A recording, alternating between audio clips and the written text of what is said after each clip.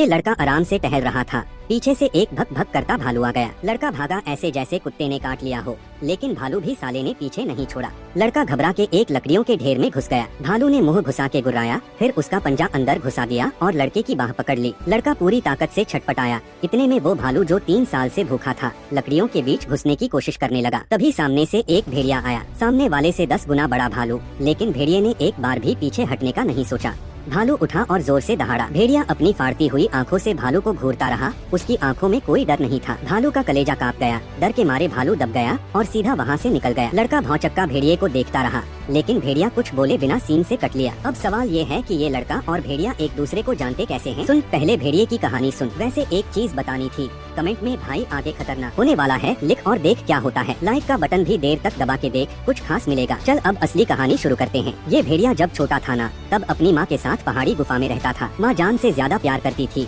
हर बार शिकार से लौट के सबसे पहले उसे ही खिलाती थी। एक दिन उसकी माँ शिकार पे गई और वहाँ शिकारियों ने गोली मार दी। माँ लहूलुहान हालत में बर्फीली आंधी के बीच घिसटते हुए घर वापस आने की कोशिश कर रही थी, बस अपने बच्चे को आखिरी बार देखने के लिए। अंदर बैठे भेड़िया बच्चे को माँ की खुशबू आई तो वो भाग के बाहर आया। माँ ने बेटे की एक झलक देखी और चैन से आंखें बंद कर ली। छोटा भेड़िया समझा कि माँ थक के सो गई है, तो वो बर्फीली हवा में माँ से लिपट के बैठ गया।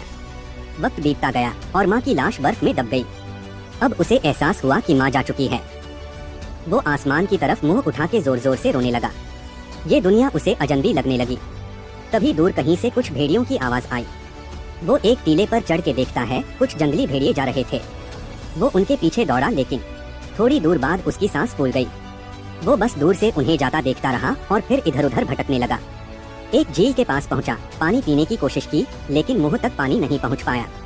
दूसरी तरफ एक लड़का खड़ा था, नाम था उसका दिल्ला। दिल्ला ने उसे क्यूट समझ के सीटी मारी। भेड़िया घबरा गया और भाग गया।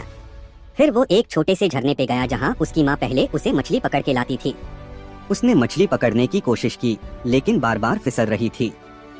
हार के वो सिर्फ बर्फीला पानी पी के पेट भरने लगा। 4 दिन से भूखा था, सूखी टहनियाँ चबाने लगा।